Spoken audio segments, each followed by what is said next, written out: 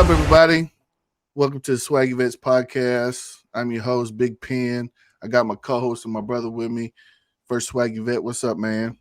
What's going on, Pen? What's going on, Swaggy Vets, all our friends and family out there? How y'all doing? Man, it's a blessed day. We got an amazing guest here. We're here to talk about his amazing journey through the military career and just retired. So we want to bring him on and tell his story because he's got an amazing story to tell.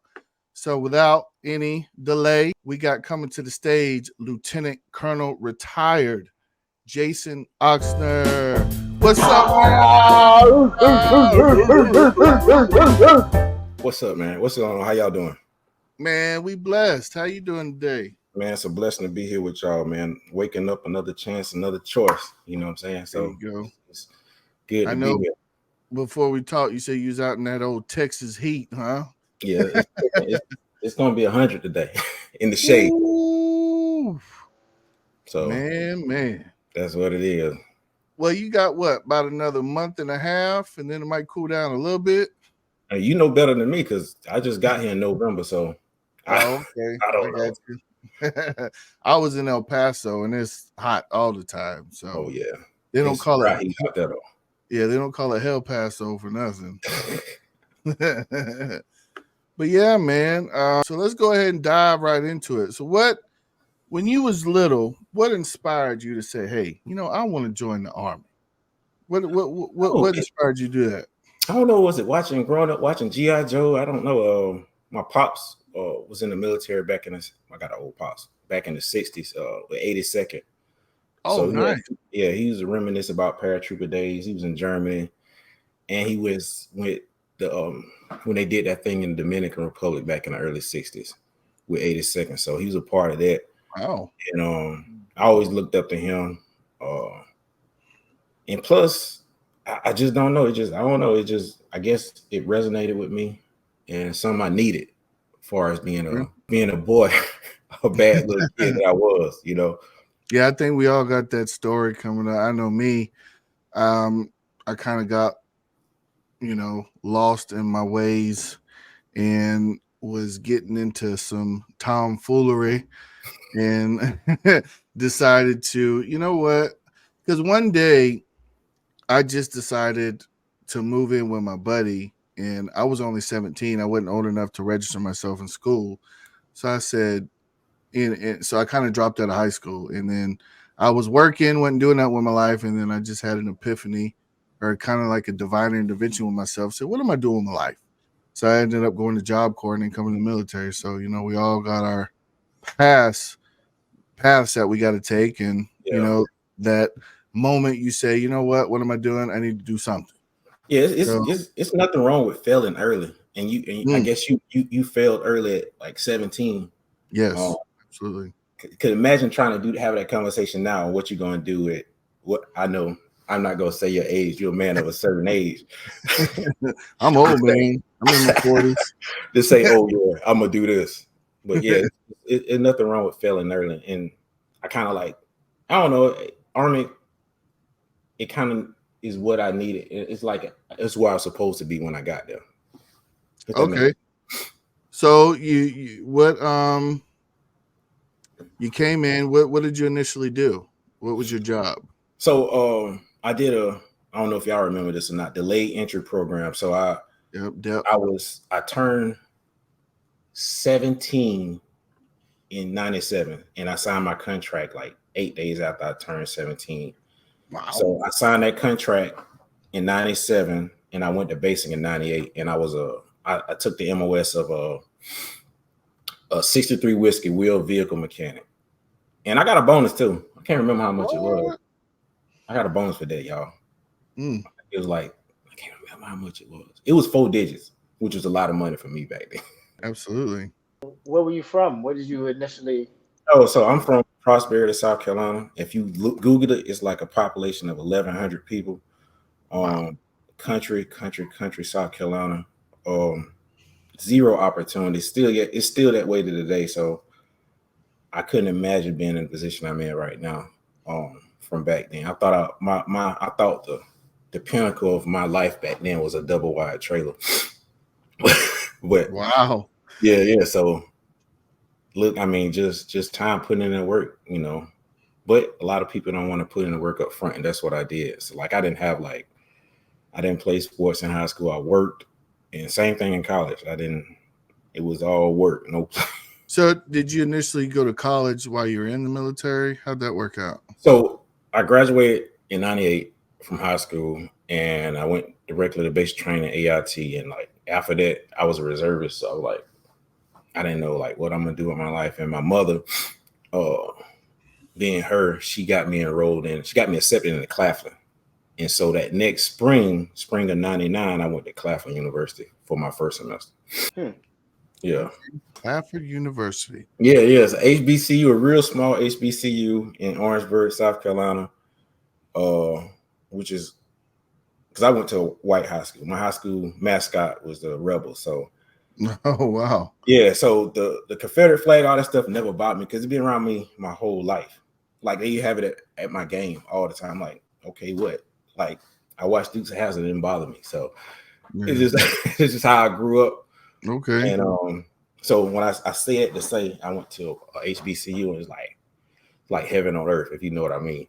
In the late 90s. Yeah, because it's like night and day from your high school to going to HBCU. Yeah. Yeah, so it was a good time. It was a real good time. Heck yeah! Did you did you get the opportunity to pledge any fraternities or anything? I never had the grades. Oh, I got but, you. Yeah. So I went to Claflin that first semester, and then the next semester I transferred to South Carolina State, and that's where I ended up graduating from. Okay, South Carolina State. Now is South Carolina State? What was their mascot? Oh, the Bulldogs. The Bulldogs. Okay, yeah. Nice. Bulldog. Yeah. What did you major in? Oh, criminal justice. So listen, like once I found out about how I sat down with Rodney Jenkins was my first ROTC instructor. He's mean as hell. He's still mean to the day. I get around him, I feel like a cadet. But so he laid out the whole program on how it worked from freshman to senior. I'm like, this is a natural progression of what I'm doing. Like, why not? So I joined ROTC, and I was a 4-year non-scholarship cadet at South Carolina State in ROTC. Now, since you were already, and you was a reservist, right? Yeah. Yeah. So how does a reservist work and going to school? How did you balance that? So with they have a program called SMP, so simultaneous military program, something like that. So basically, I'm a cadet, and I was a specialist at the time. So after my junior to senior year, I when I go to drill, I wear a cadet rank. I stopped wearing my enlisted rank. Okay. So ROTC would pay me, and I would get my reserve checks. I needed that money, so it was a hustle to me. Not really a hustle, it was my job. So back then, that would cover my rent. That was like $450 a month. Okay. Like, wow, you know what I'm saying? Back then, like this is 99, 2000. Like that was a nice chunk of change for me back then, and I had a job, so I was out here looking fresh, because that was my whole motivation of doing it. To pay rent and to be fresh.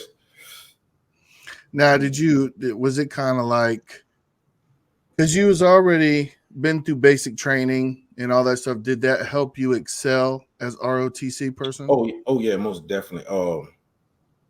I was light years in front of like a regular cadet that was just a civilian coming in, because like a lot of stuff that they thought sucked didn't matter to me. Like going to the field for a weekend, like, come on, man, this ain't nothing. It's nothing. Yeah, it's nothing. PT, like, it's nothing. All that stuff, but it's a lot of stuff that I learned through the guys that came in front of me, like Maurice Green. He retired Lieutenant Colonel. It's just so many guys that helped me out as a cadet, helped me, and plus I passed on the guys that came behind me too. Absolutely. Okay. Yeah. That's awesome, man. Because just me thinking of having that experience, going through basic training, then you go to AIT. Now you're in college, and then you can take everything you learn there and implement it. And then you can, even as a first year ROTC person, you can kind of train and mentor maybe some people that are above you because you already have a bunch of that knowledge. Yeah. But see, like with me, I just sit back and like act like I'm a regular old civilian cadet until it's time to, to make something. I'm like, oh, how you know that? Oh, yeah, well, I'm in the reserve. I've been I was in base training 2 years ago. Yeah. Like, oh, okay. So, but also about, South Carolina State ROTC program is like, I wouldn't know where I would be at without it. It's like one of those programs that, it really helped me out because I was a C student all through college and high school. So it helped me get across that finish line because I knew my goal was to get commission. And I knew if I got commission, I had a job. And that was the main thing. Hey, thanks for tuning in. If you love our content, and we hope you do, don't forget to comment, like, and subscribe. Hit that notification bell so you never miss another video. Let's go. But that job came at a price too. Oh, did it? Oh, yeah. So with all that stuff, because I know I have 2 daughters that are in college, and they actually have full rides. And plus, since I'm 100%, they get a stipend from the VA, but they still have to work. Yeah. Did you have to work and maintain all that while you were in college? Yeah, like I said, I don't come from a rich family. My mother and father work regular people. So yeah, I had a car. I had a car payment. I had rent. My mom paid my car insurance. Thank God for her. But all that other stuff that I had to figure it out. I worked too. I would all that ROTC stuff taken up every other weekend. Doing color guard at football games, stupid stuff like that. Yeah, I worked too. Because once again, like back then, one of my main things, I wanted to have money to go out and I wanted to have money to look good. And I had both because I worked. Nobody didn't give me none of that. You see, I had to stay fresh. Yeah, I had to stay fresh. It was a must. I mean, like a lot of people don't know the HBC culture is like, yo, you gotta be fresh. You step outside. Titian is fresh. Now, back then, we wore you wore BDUs, yeah? Yeah, I came in BDU. Yeah. So one of the biggest things is starch uniform, shine boots. Was you that guy? Oh yeah, most definitely. Like, like I don't know. Like my wife tell me to the day, they like you ate you took the pill for indoctrination because I still fold my socks the same way. Yeah. You gotta be. You don't want to be out there looking raggedy. You never know who you might run up against. Like hey man, what you got going on? You never know. And that to the day, you got when you step outside, be presentable. Yeah, you never know you might run into an opportunity out there. And absolutely. You got holes in your shirt. You know what I'm saying? Yeah, my wife gets angry because she'll do my laundry and fold my socks a certain way, then I'll refold them because I like them a certain way. You can't shake it, huh? Yeah, I can either. Yeah. Because we're used to folding them and rolling them in a certain way so it fits. Yeah. So, I still incorporate that in my everyday life. It's crazy. I just can't shake it. Just like you were saying. I can't shake it either. All right. So, Jason, tell me about when you was a wheel mechanic. How was that like? I learned a lot. I learned so much that now, like, I learned so much as far as being a mechanic. Like, it when I be working on stuff, like I still work on stuff now, it come back to me. It was a good school. It was at Edgewood, Aberdeen Proving Grounds back then. Now it's at Fort Jackson. But and my reserving was trash, by the way, too. I mean, it is what it is. But like, I never turned a wrench the whole time I was in reserves. Like, not one wrench. But it learned a lot as far as being a mechanic and stuff. Even to this day, like I can figure stuff out with cars and trucks. It's too easy. It's a great school. And then after that, what did you decide to do after that? So, okay, this is a story time. Try it out. You probably never heard this before. It might blow your mind. So I went to HBCU, remember, and I graduated in December of 2003. So if you know what was going on in 2003, it was an invasion, right? So we was invading Iraq. So it was a push. They wanted more black officers in combat arms, right?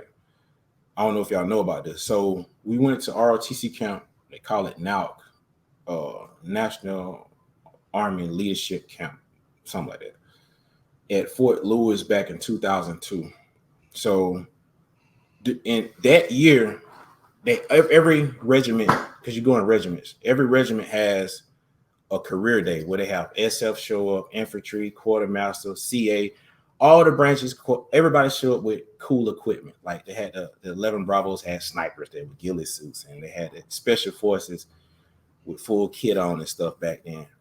So they had these buses. They said, okay, all the black cadets, all the black male cadets, get on these buses. And we're gonna take it to our auditorium. Like, it was so funny. Like, cats was like, what?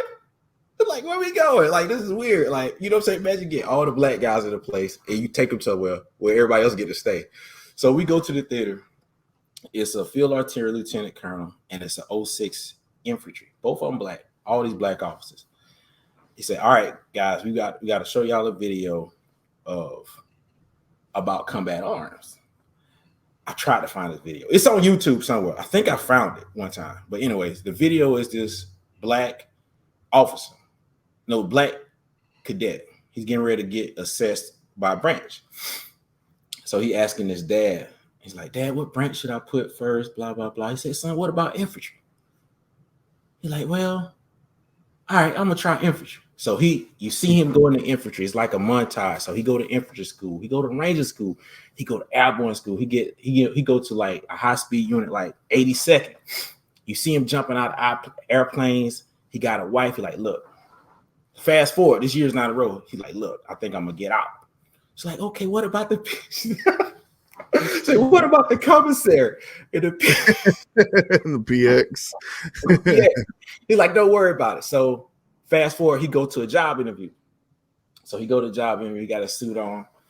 He sit down in front of this white guy. He like, look, the white guy. Oh, he said, oh wow. He look at his resume. Like, oh wow, you jump out of airplanes, and he get the job. And that's the end of the video. Congratulations. So imagine, right? It's the auditorium full of black cadets, like packed. I mean, from front to back. And he's like, y'all want some questions about combat arms?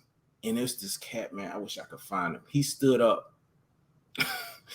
He's like, what? He said, hold on. He said, let me get this straight. Y'all trying to get black people in the combat arms. He said, I think this is a bunch of malarkey. I ain't never heard nobody use malarkey. No, I ain't lying. Malarkey. No, I ain't lying, because how can I make it up? He said, this is a bunch of malarkey, and I can't believe this is so offensive. And like these two majors, they was field artillery. I remember they came down, they grabbed him, and they like walked him out the back. So, with all that being said, is more to it than the video. Yeah. So, if you went to a HBCU, you were black male. Your top 3 picks had to be combat arms. Wow. So I put like field artillery, blah blah. I can't remember. ADA, infantry was 9. So it came back. So that's summer of 2002, December. Infantry branch detail. Quartermaster. So that I'm like, damn. And that was like the same month that girl got kidnapped. If you remember that, she got taken to POW. I want to say. Yeah, I remember that in Iraq. In Iraq. I was like, damn. Oh well, that's what it is. But believe it or not, I had a lot of guys that had. A matter of fact, a friend of mine, he dropped out of ROTC, got infantry. He couldn't. He said nope. He never went back in the military. So, yeah. Now, I know it's a long story, but I know y'all get a kick out of it. I know y'all never heard about it. So what was the biggest challenges with the transition?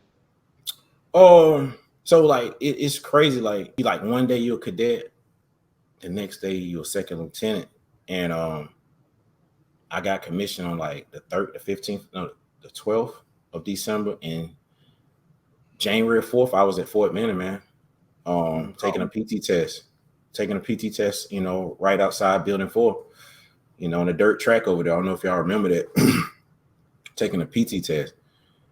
Damn, it's way too real. You know, I don't know how infantry Bolic is now, but I went to infantry ROBC, and it's interesting, man, because like those captains back then did not play with us. Those the platoon tax did not play. All Ranger qualified, a couple of combat vets. It wasn't that many combat vets out there, but they did not play around. And thank God, because you know it probably saved my life in Iraq. When you was at Benin, was able to go to any schools?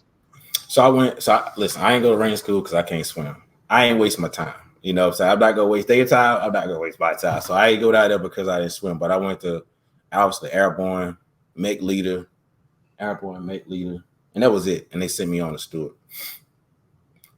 Did you get a chance to jump in Stewart? Oh no. Yeah, I'm 5 jump. I went to airborne school. That's it. I ain't seen the airplane since. Oh wow. Yeah. Well, that's crazy. You went there and then okay, yeah. So with infantry officers, a lot of people don't know. It's a blank. It's whatever you want to do at Benin. For the most part, you can get in trouble if you get in schools that you're not supposed to be in. But for the most part, you can run it up. You can sneak into schools. They'll let you in if they got open slots. That's how we got in airborne school. We just went down there one Friday, and okay, what's your social? And we got in. Oh wow. Yeah. How was So your first you can jump? go in them schools you want to. How was that first jump like?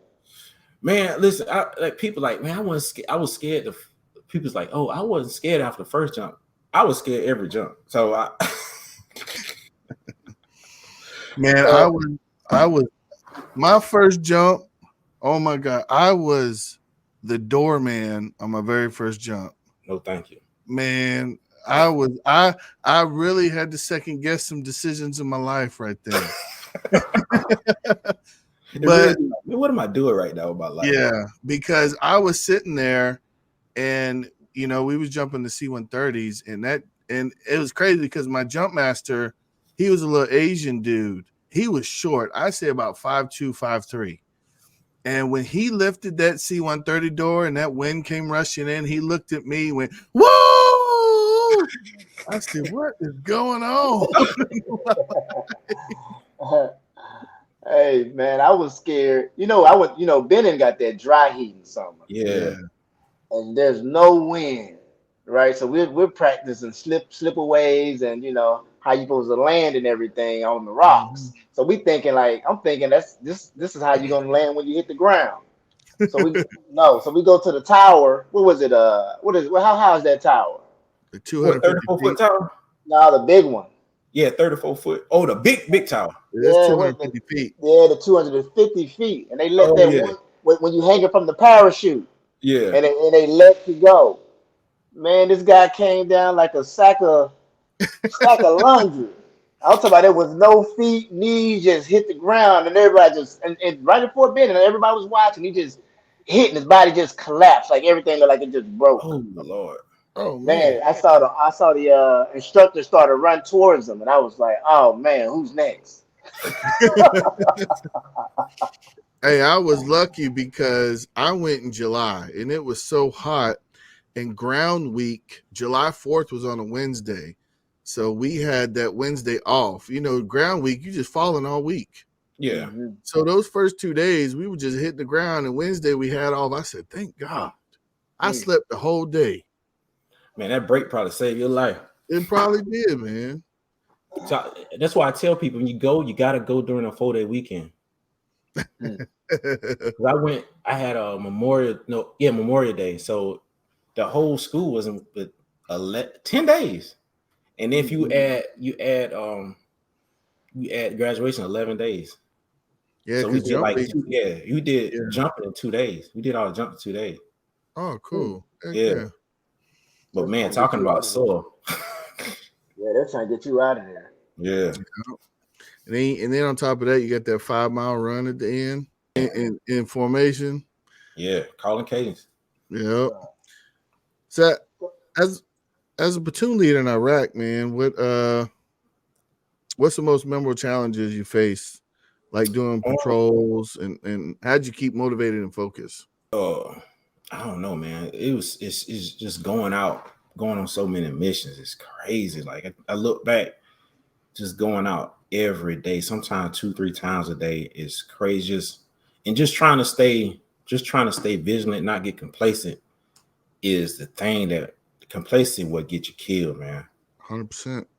And you see, like, it just, I don't know what state. I guess my faith in God, man. Just every day, man. Lord's Prayer every day, man. Every day. That's it. Like, just you know how it is. Like back 2005, Southwest Baghdad, it was no joke.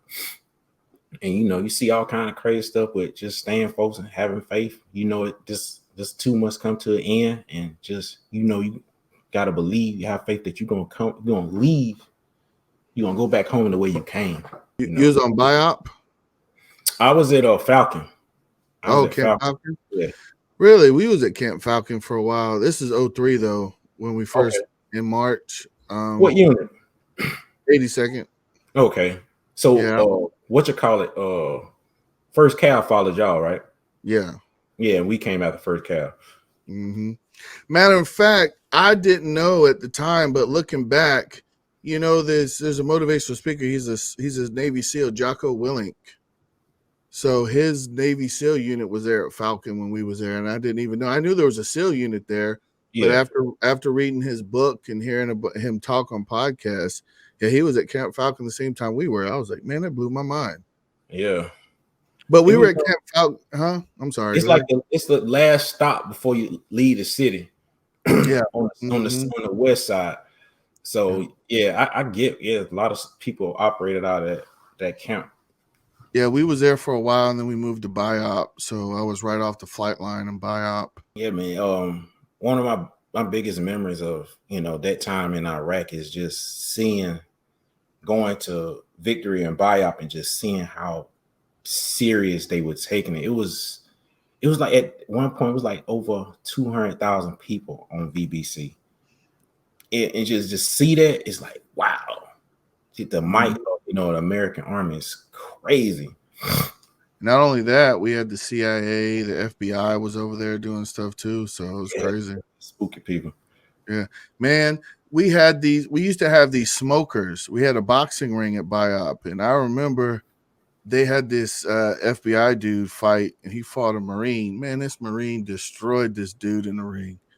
It was fun though. It was fun because everybody was out there. All you see was a bunch of DCUs just hanging out, having a real good time. I enjoyed it. It was cool. Oh man, I forgot about DCU. Yeah, I was DCU.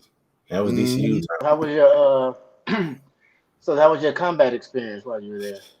I mean, obviously, being in the combat, got CIB during that time frame. I think for our sector was because we had senators. I don't know if you know that role. We had senators. We had a section of senators at that time. We had we was responsible for I guess policing up IEDs, if that's a thing. IED was fairly new. Yeah, at night. It was crazy. It was crazy, but not too crazy. Because I look at my experience. I talked up like, but it was all right, But I want to say probably my best year in the Army. Where I learned a lot, especially about leadership, and how a platoon really works. Mm-hmm. Like my first platoon sergeant, like hell, he ran it, but when he left, I ran it. So it's just learning about personalities, working with 38 guys every day for a year, knowing their ticks, knowing my squad leaders, knowing my section leaders, knowing how to motivate people to do stuff, how to just it's a real good lesson. It's a blessing to grow up in the infantry and then transition to support units and stuff like that, because you could tell the officers as you grow up that didn't have that experience, far as having that built-in resiliency from being out there, seeing messed up stuff, and knowing this PowerPoint, fast forward 10 years, like, hey, this PowerPoint slide ain't really a big deal. There's no need to panic. We need that product. You know, I have seen people lose it over the wrong font. Literally, it's Tomahawk or Arial, and people lose their mind. I have seen this as an officer. Like, what? This is what you about to have an aneurysm over font? Okay. I've always worked the best officers I've worked with were ones that listen to their senior NCOs and listen to their NCOs that have way more experience in them. And the ones that listen, and just like you're talking about, you had a really good platoon sergeant and you kind of fed off him, and then you were able to do stuff when he left. So that's definitely good. Yeah. It's just it kind of like when he left, because I had a point where I didn't have a platoon sergeant because he went to be the battalion master gunner, and he was a real, like, he like kicked people in the teeth, like he cussed, he fussed, he screamed, but he got stuff done in his own way, and I had to figure out how to get stuff done in my way, but it wasn't the screaming, you know what I'm saying? So you know, I learned a lot from Hassel, Sergeant First Class James Hassel, who was a great guy, one of my favorites. I learned a lot from him as far as leadership, and he squared me away. He squared me away as far as, you know, I've been pulled to the side after briefing the platoon, like, hey, Jason. He said just like this, hey, Jason, you got to get your shit together, you know, because I want you, you know, because once you leave us, you're going to battalion staff, you're going up, and you got to brief in front of the big boy. So you got to know how to brief, period. And that was a life, and I carry that to the day, you know, James Hassel. That's good. He kind of helped you build that base and kind of set the trajectory for the rest of your career. Yeah. That's good. I mean, it's you know, it's a lot of stuff. It's hard, but it ain't that hard, especially in the Army. Like, everything you did, somebody did in front of you. Mm-hmm. That's right. So then after the infantry, what next for you? So we came back.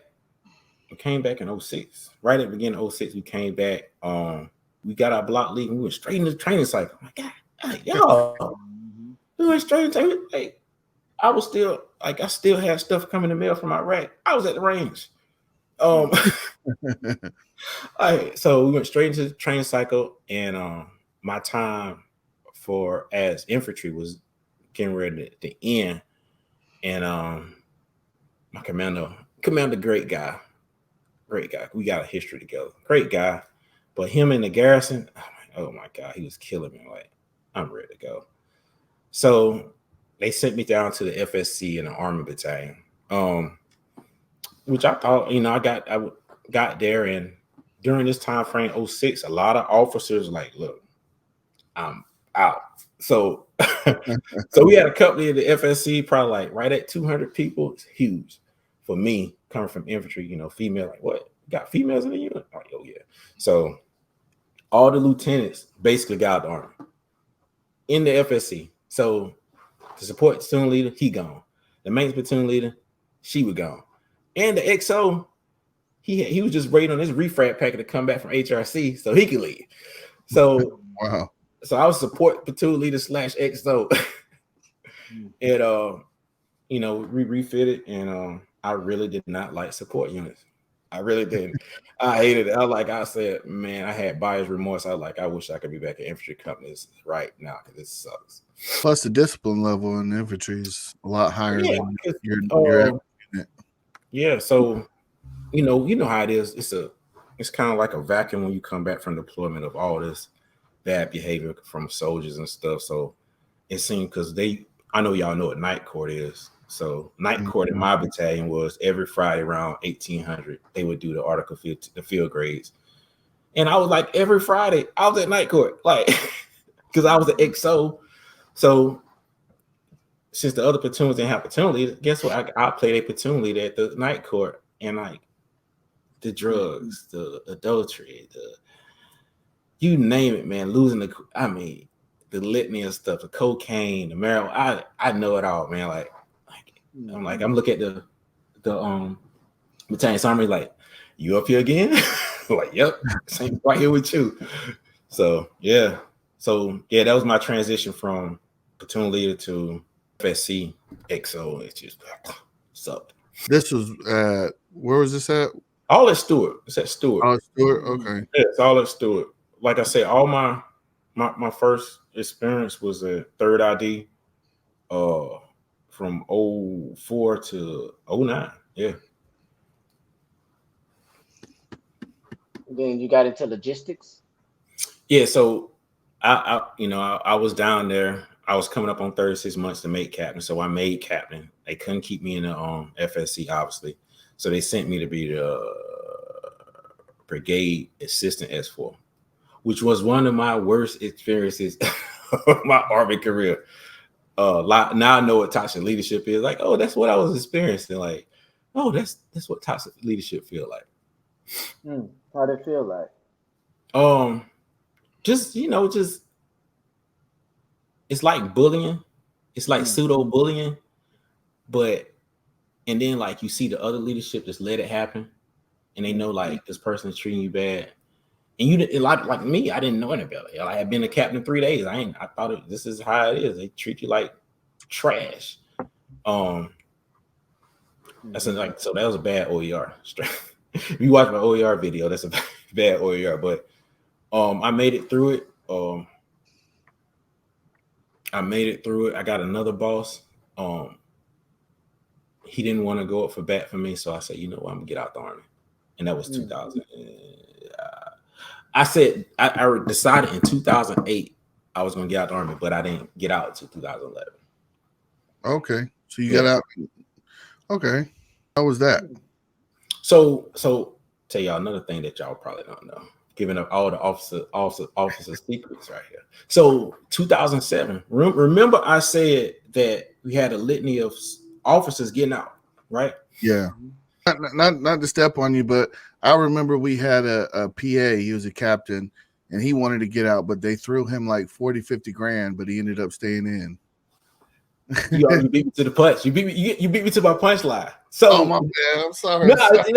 So depending on your branch, the MI guys, I don't know about the medical, probably got more than anybody, but the MI guys got like, I want to say 40. Oof. And it went down from there. So they gave me like 25, right? So remember, I just had made captain. We were on the patch chart for 15 months. You know, the patch, we came out. We never, like, I don't know if you know anything about 425. They got extended. They found out they got extended, and they found out from the news before the unit told them. Yeah, that's that 15-month deployments. Yeah, so I came out. We was on the patch chart for 15 months. I'm like, hold on, let me do the math. They're gonna pay me $25,000 to stay 36 months. Hell, 15 of them already gone. So that was my thing. I said, bring me my money. So I got my money. I got my money, and I did my.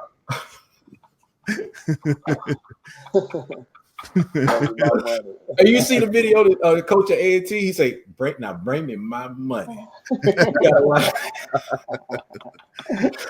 Look, I got 15. I'm on the calendar for 15 months. Like, hey, let me get my money. So I got my 25. Listen, I don't know what I did with it. Probably went to a motorcycle. I don't know what I did with the money, but I got my 25 grand, and they taxed it. Ain't that, that's crazy? So it came out to like 17. That's messed up. They taxed a bonus, but I took the money. A lot of cats didn't take the money and got out. And around 07, 08, a lot of people got out. So that's it. So for as far as my year group, it's always going to be a shortage of the guys that still. It's always going to be a shortage of lieutenant colonels and colonels because they can't. That time period, so many people got out. You see what I'm saying? So. Was that because of the deployments? Yeah, people got out. Man, listen, people were doing some wild things. I'm talking just officers to get out. It was guys that even went to selections to beat the deployment. So they would go to selections, right? Knowing they're not gonna pass, but they knew that. So they would go select. Say they go to selections today because they know in say October we deploying. So they would go to selections and fail. Go to 82nd. And chill, and once they service obligation over with at 82nd, because if you're an officer, you go to selections, they PCS you up there, and then there are selections, they send you to 82nd to go be some staff idiot or whatever, division or whatever, and then they would finish their obligation up there and be deployment free and get out of deployment. So because you are obviously y'all know about stop loss and all that stuff that was going on, but stop loss couldn't stop somebody from going to selections, if that makes sense. Yeah. So cats was doing all kind of wild stuff to get out, man, get out of the deployments, especially that 15-month till Iraq. Yeah, because I know me and John, both of us deployed in January 07. We was at Salerno. Oh, I got a story about Salerno too. Yeah, so here's the thing: we was at Salerno, and when we got there, we were supposed to relieve 10th Mountain. So 10th Mountain had people that redeployed back, but they said nah. Like the plane hit the ground, and they said no, we got to go back because we got to extend it. So the family was there waiting on them. The plane hit the ground, and they said no, we got to go back. Yo, I was like, oh, that's crazy. Because crazy. Yeah, it was crazy, man. So I said, man, come on. Because when we got there, 10th Mountain was there 3 more months because they got extended. But I was like, crazy. That's messed up. And like, you look back at the surge, all it was a numbers game. Like, they said they plussed up. They didn't plus up in it. They didn't send extra people. They made people stay longer, and they made people come earlier. So it's just a number thing. But did it work? I don't know. Like, who knows? I was going to sit there to fight, man. I don't know what worked. I just wanted to come home. Exactly. Hey, listen, I just wanted to come home too, man. Because, like I said, when I left, she's 16 now. When I left, I think she was 3 weeks when I left, and when I came back, she was walking. Oh man! I mean, she a full grown woman. She was walking. She walked up to the parade field. So, yes, it's like, but that's sacrifice we got to make, as men for our family, and that paid off on down the road now. And once we start talking about later in my life, and I'll tell you why it paid off. So, as the Brigade General Supply Officer, what kind of innovations and improvements were you able to make as that role? Man, that job. So, as far as me as an officer, because I took my job very seriously, I never played around when it came to work. But far as when I got to that job, because I had worked so hard in that 15-month deployment, I figured myself to be an expert at logistics, and that was the point. It's like, remember Neo when he started seeing the Matrix? Yeah. Remember that part? That's how I felt. I felt like, oh, I can see it now, and I stopped using. Back during that time frame, I stopped using notebooks. I never took notes. I go to meetings. I write down. I use these. I use these 3x5 cards. Yeah, I use 3x5, and I said, man, I got it. But if it wasn't that much notes, I would stop taking notes. I remember stuff like verbatim in meetings and stuff. So I was, like I said, I was at the height of my game, and I just knew logistics. I knew it. Like, I couldn't be stopped. Like I knew it. Like, my boss, I had no problems with him. My battalion commander, he begged me twice to take a company command. But remember what I said? I said I was done at 08, and I was serious. And I was serious. I was serious. Like, I'm done. I'm not gonna get done like this again. And that's what toxic leadership did to me. It ran me out the army. But I reprogrammed myself from the time that happened. That toxic stuff where they denied me in my company command. From that time to the time because I was at Carson when I was at GSO, and I deployed with them to Iraq that last time, and I felt like I couldn't be stopped. Something happened. It just being kicked in the teeth that hard. I said I'll never be put in this position again because I know too much and I'm too good at it. And was it kind of like transitioning your mindset, or how did that work? Like I said, I went and read 48 Laws of Power twice. Nice. Twice. I read it twice, and I read Napoleon Hill, How to Win Friends and Influence People. I read those books. I read both. I read the Napoleon Hill probably like 3-4 times, and I came back and I felt, man, it's like, I hate to keep using the analogy, but I felt like like the Iron Man, yo, when I came back. And I couldn't be stopped. Like I could have did like if when I was in 4th ID, they loved me. I could have did anything I wanted, but I had my mind made up and I was out. Yeah. So then you end up retiring after that? No, I got out. I ETS. I joined the reserve. And so I said, look, I'm about to run a checkup. I'm too smart for this Army stuff. So I got a job for Floor in Afghanistan. I went to Salerno as a civilian and I worked for Floor. And I want to make some money, which is very lucrative. It really is. But I was there for right at a year, and they blew the camp up. Like they literally blew the camp. They blew Salerno up. Like if you go, June 2nd, 2012. Go look at the video. They blew the camp up, and I said, yo, when I was infantry, it wasn't even this dangerous. I'm over here, civilian. Yeah, it's a chain. They had a chain link fence around. I'm like, well, I got that. I'm like, hold up, where the T-walls at? Nah, there's a chain link fence around the camp. What? So I did that. I went back into the reserves. They liked me, so I was put on active duty orders as a reservist. I made major. And the only reason I made major, so how do you make major? You didn't come to command.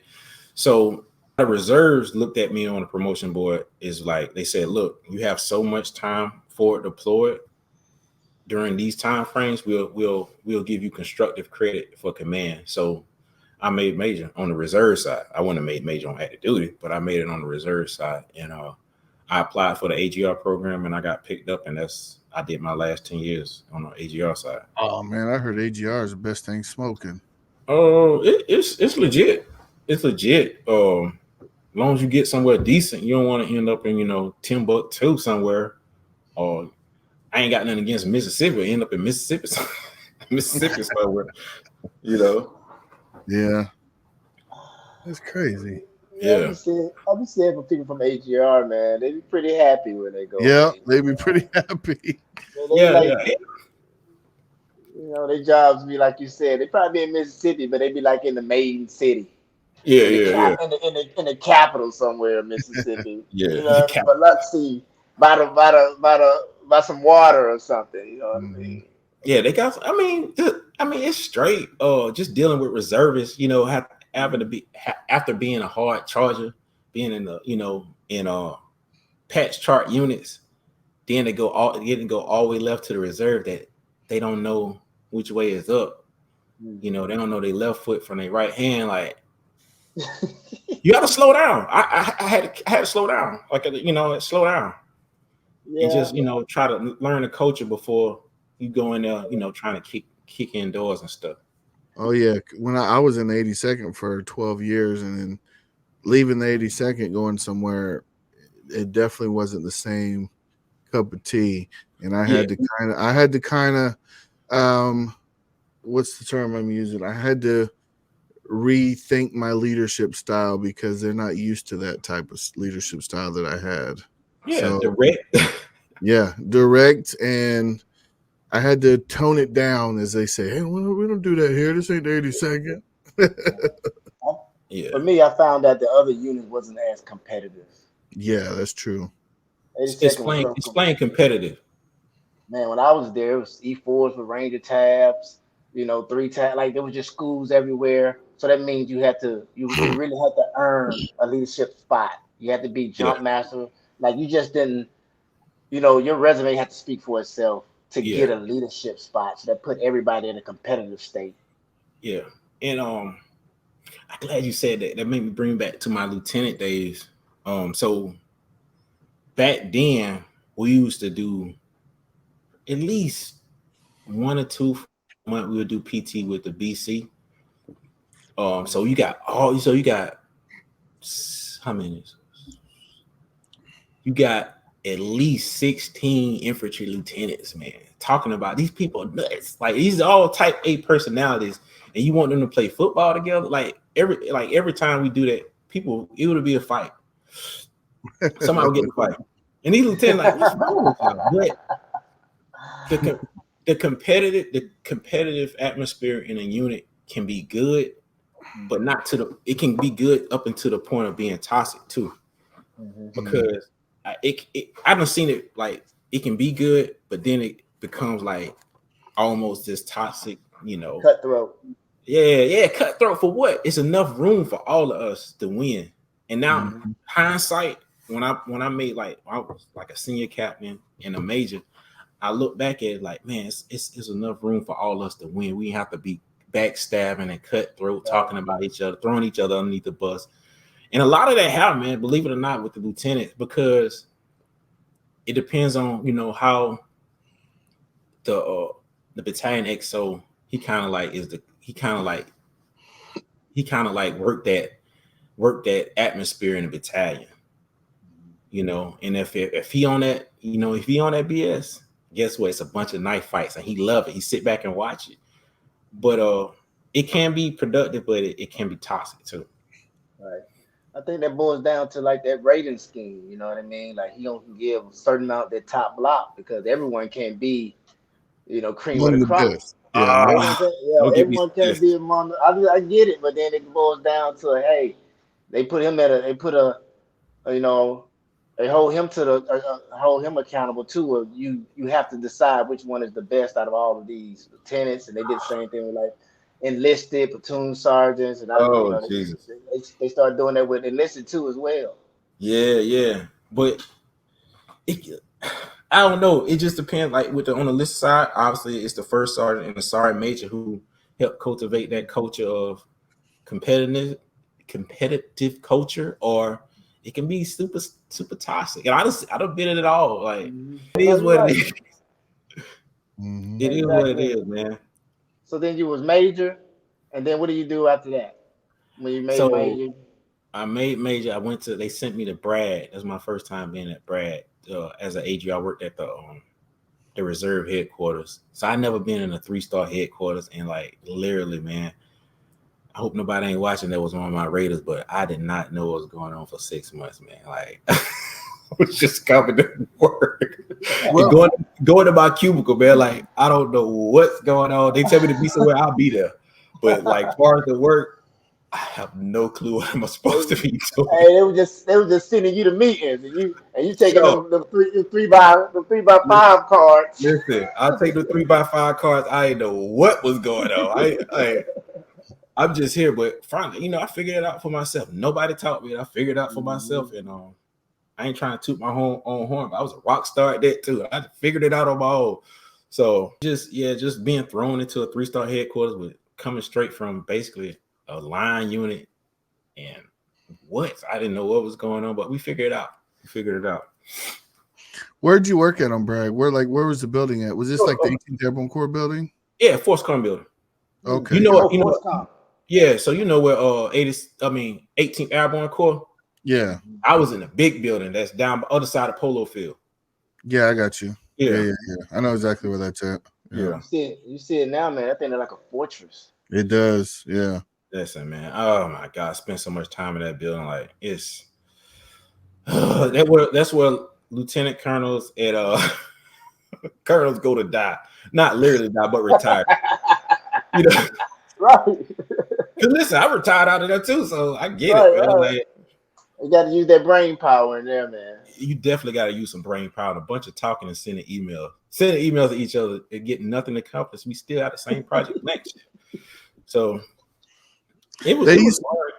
I used to see them skits. They're like, this officers be like, and then they'll see them typing, and then they'll look over the next cubicle waiting for them to smile or did you get my email? Yeah, that's exactly what it is. That's exactly what it is. I would get, with the GSs and the contractors, like, those guys have nothing to do with something. Like, I'll send an email to a guy. He'll come up from the second floor and he'll like, hey, get my email. It's just an excuse for him to come up there. And an hour later, we talking about football or old war stories. I'm like, man, you do this 3 times, you'll be off. So we had a major, and literally he would do that. He would float from cubicle to cubicle. It'd be like 30 minutes a piece. He would talk. He could talk too. So he'll go to your cubicle, say, man, well, you know what? I mean, bro. And he'll go to the next person's cubicle and he'll talk for an hour. He'll go to the next person. Next thing you know, it's time to go to lunch. He'll do it 3 more times, and that's the end of the day for him. Listen, man, I hated emails. Emails was like a second job. Oh, it can be. Man, you get back from training or the field, and next thing you know, Sergeant Major or the colonel, like you get out emails for you got emails you got to go out work and just answer, reply to, send in paperwork, stuff supposed to got signed. I'm like, it's a whole nother job. Yeah, an email is crazy. Like I know one of my boxes had like 2,000. Oh man. Just CC, people get crazy with CC button. Like, I don't need to see this, man. Like, they gotta be. I mean, people used to try to correct me on emails. Like, hey, man, you didn't put a subject title in here. What? Like, man, leave me alone. I used to have an officer tell me before we send out an email, let him check it. My boss, my toxic boss is like that. I'm like this is like it was a second job for emails, man. Yeah. She's like, don't email so and so without letting me see it. Yeah, they really thought that it was being judged off the email. Like, don't use too many capital letters. It's like you yelling at me. Oh my God! Don't get me started. and listen, these killers, right? These supposed to kill combat people, army to combat. It's supposed to be tough, right? Oh my God! But one time though, I did write some lieutenant colonel. She was a female, and instead of saying yes, ma'am, I put yes, mama. Autocorrect. I had a lot of people CC'd on it, and then one of my captains came in, man. He was like, he just showed it to me. He's like, you put yes, mama. Yeah, because it won't pick it up. It's spelled correctly. Yeah, I was like, hey man, it happens. I think she understands. It's spelled correctly. It won't pick it up. Yeah, that was funny to me though. She's like, you trying to take me out, first sergeant? Yes, man, so tell us about this training officer. Yeah, that's the job I was just talking about. Yeah. So basically, at that level, I would plan training out for units on the reserve side. So they gave me MI units, which I don't know why. They gave me MI ordnance units, and I was planning MI training and ordnance training for those guys and girls. I try to get 3 years out, and once I figured out that job, man, I would do all my stuff. Probably it would take me probably a month to do a year, and holy crap. Yeah, so I'd knock it out, and guess what? While I was sitting there chilling, I was taking ILE, and I was doing my master's. So I took advantage of that, try to push it out and be on top of stuff, and it was just real chill job. But it was chill because I did all my work up front. I didn't play around with it. I've seen a lot of guys and girls play around with it, and they be scrambling, right before we had a training conference with ForceCom, trying to get their unit scheduled. Jason's done. Huh? I'm done. I'm chilling. And, how was your PT? How was PT then? See, during that time, it wasn't no PT. They would do a run once a month. Other than that, it come PT test time, you on your own. And that's when I never seen you could submit a memo to get out of PT test until I got there. I'm like, what is this about? Like, what? Just take the PT test. Put down the cheeseburger and take the PT test, man. What we talking about? Yeah, absolutely. Yeah, like if people do memos to stretch out the weight, the height and weight, I'm like, what? Yeah. So yeah, that's my time at USART / ForceCom. It was interesting. What did the memo have to say? It's a memo. Just basically some kind of circumstance, or not. It's just a circumstance you have to put in the memo that why you can't take it, and they'll accept it. So, like, if you was maybe, let's say you had a profile or something like that. No, it has nothing to do with that. Profile is something totally different. Yeah. He's like, look at me like, really? Yeah. So your excuse had to be written down versus told. These this memo had to be signed off by who? You signed it yourself, and it was good to go. Good to go, man.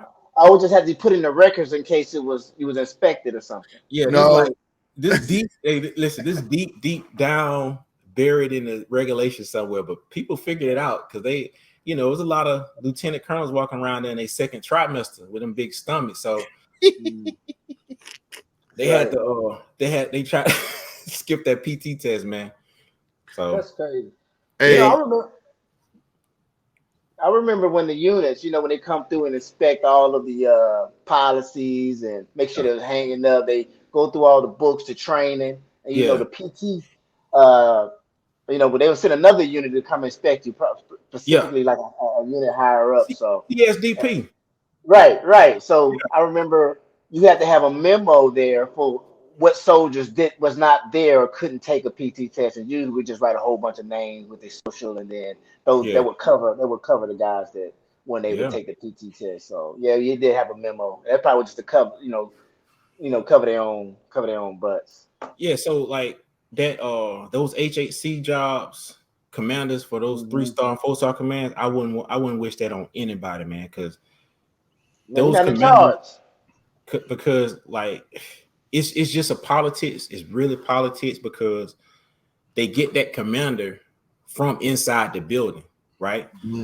So then they have to go across the street to be the HHC commander over your former boss or your boss after your command. So you gotta walk a tightrope. You can't be like, hey, Lieutenant Colonel John, you need to shave, blah blah blah. You need to. Why you went at my PT test this morning? Because it, that pays consequences too. It really does. But that's probably why I need the memos. Because hey, write me a memo. I would think, hey, you got to write this memo so they can look and they say, well, you used this excuse last year. Well, see, a lot the commander in the first side didn't want that smoke. So like, all right, whatever you say, sir. I was there when they would just write them a PT test. Yeah. They write down. They go out and they come back with their own PT test, like they had a witness, and they was good to go. Sergeant majors too. They burnt somebody for that too. They burnt somebody at Fort Bragg for that. Like burnt, like UCMJ, like burnt. For that. Well, whoever that was, they were really high on. They really wanted PT. Yeah, so gotta be careful. All right, so you finished up your time at Bragg, and now it's time for retirement. Walk us through, retiring, getting out, and your plans moving forward. So, like I said, I retired. I really, I kind of had a plan. I don't have a plan. I don't know, man. I don't know where I'm at right now. I'm gonna go to school for certified financial planner. I'm gonna do that. Okay. I wrote a book about soldier finance, soldiers financial handbook uncut.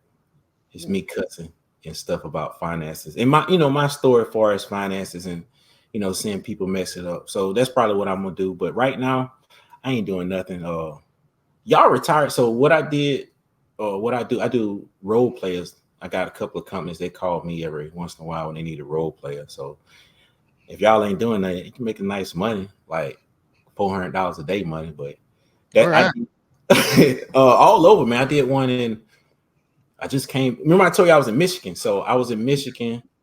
I did that one for 10 days, and I did one in JRTC for 17 days.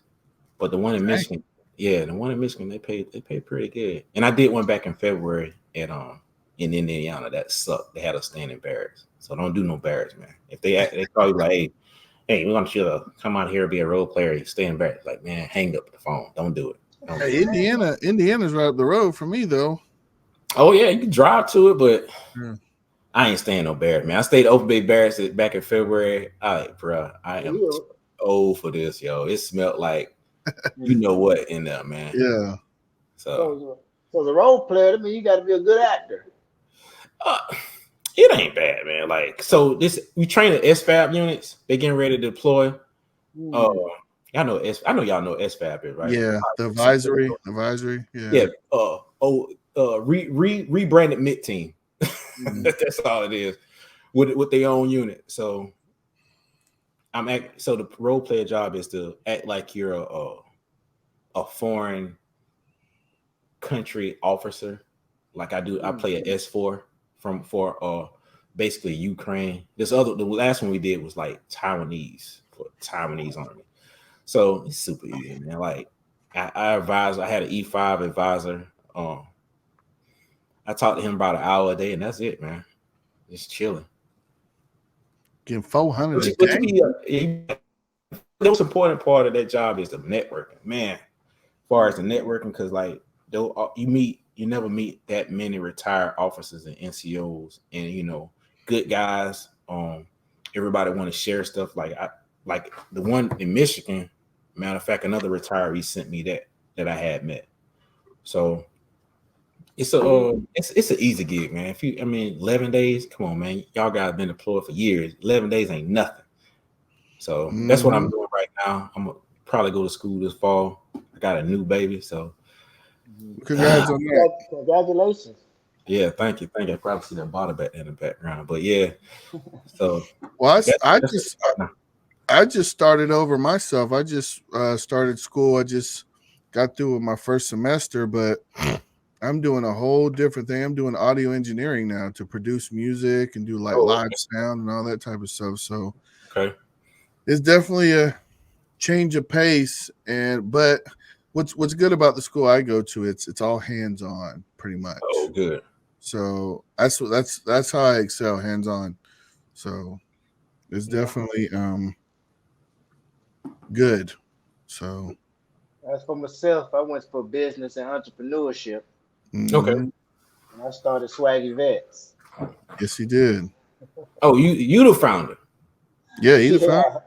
That's good, man. I mean, y'all making waves, man. Continue to put up, like, be consistent with posting content, man. You'll be all right.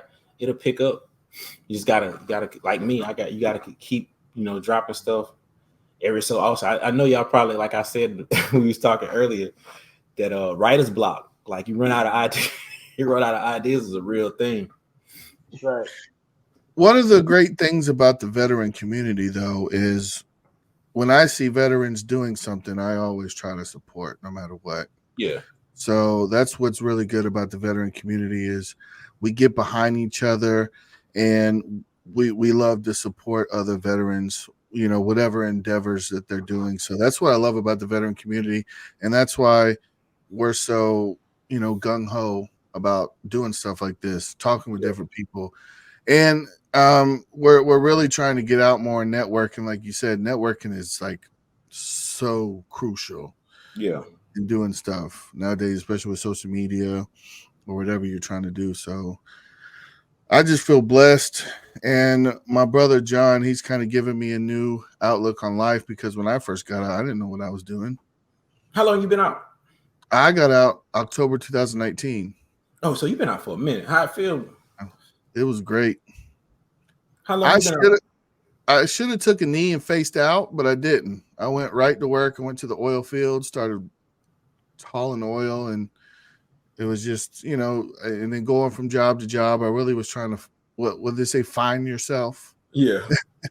But my brother John was like, hey man, I need somebody on the team. I was like, yeah, I'm there. And it's giving me a whole nother outlook on everything, giving me a whole new, fresh perspective. Yeah. And it's kind of, in a sense, it's kind of saved me. So I'm just blessed. That's good. Yeah. So, brother, can you tell us? So you did a lot since you've been in the service. Like you went from your HBCU, coming from a small town out of South Carolina to retired lieutenant colonel. Now you role player. You're creating your future. All right. So what would you give yourself advice if you can go back and give yourself advice again about the military? What would it be? Nothing really. More far as my personal life, invest more. Being on top of my money, because I was a motorcycle guy for a minute, man. I probably didn't spend at least $100,000 on cars, and at least way over $100,000 on cars and motorcycles and stuff. So I would go back and tell myself just to invest more earlier and often. But as far as the military service, I wouldn't change nothing about it. Ain't nothing I can do to change it, but just I like to pass along, especially if you got officers, watching this, is be user friendly, be responsive, and know how to brief. If you can do them 3 things, you gonna get promoted. But people don't know how to do those 3 things. It come hard to some people. But I learned that somewhat early about those 3 things, and it paid off in the end. So a lot of people don't get that, but that's okay because a lot of people don't excel to 05 and better. But but I want people to win. I really do. And like I said, with vets, I just like seeing vets win because a lot of people don't know our struggle and know how hard or how stupid it can be, growing up in the Army, and especially in your youth, because it take your whole 20s. Like, I don't know if y'all remember, like your whole 20s, like you probably spent your 25th birthday or Christmas in a doggone fart sack on the range somewhere. You know what I'm saying? So it take your 20s and everything you get after you retire. I about to say graduate. After you retire, I feel like graduate. You deserve it. You deserve it. You deserve that freedom. You deserve everything that's coming your way because it's the military is like only 1% of our population in this country. 100%. So yeah, so salute to y'all. Thank y'all for y'all service, man. You as well, brother. Yeah. What do you got going on now? I know you talked about you do videos and content. Where can people reach you? YouTube, Objective Hustler. I'm on Instagram, Not a Financial Advisor. And that's about it, man. On Facebook, JC Oxner on Facebook. I'll put all your socials and everything down in the description so everybody can reach you if they have any questions. So tell them reach me. I'll tell them the truth about how it works. I bring them to reality. Yeah, because it's on the officer side. It's a lot of NCO talking, but a lot of officers don't explain. There's no real content out there explaining like how it really works. You know what I'm saying? When it comes to circumventing the system or being in the system, being a part of the culture. Because an officer, you have to understand the culture, and you have to, for lack of a better term, fit in the culture. Because if you don't, that's cool. A lot of people don't, but that's cool. And it pays negatively when it comes time for positions and promotion and those top blocks. Mm-hmm. So you can be a superstar, but if you're a-hole, it'll reflect. But that's what I try to prevent. But I do get a lot of clean up on aisle 7 calls from people that's still in and trying to mop up a mess situation when we could have been proactive in the beginning to keep you out of that situation, by having your mind right on how it really worked within your formation. Yeah, that was great. Yeah, man. Good talking to y'all, man. Yeah, we do appreciate your service. And we also appreciate you for coming and share your story here on the Swaggy Vet Podcast. Man, thank y'all for having me, man. I really appreciate it, man. No doubt. Absolutely. You got anything in closing, Battle? No, brother, just I appreciate it. And I appreciate you too, Penman, man, for everything that you do, man. I can't go without saying thank you, man. I appreciate you, brother. I appreciate you, man. You my boy. You my boy. Good boy, Blue. All right. Nothing else, y'all. We'll see y'all in the next one. Thanks for coming on again, Jason. All right, man. Y'all enjoy y'all rest of y'all day. All right. Peace. Peace.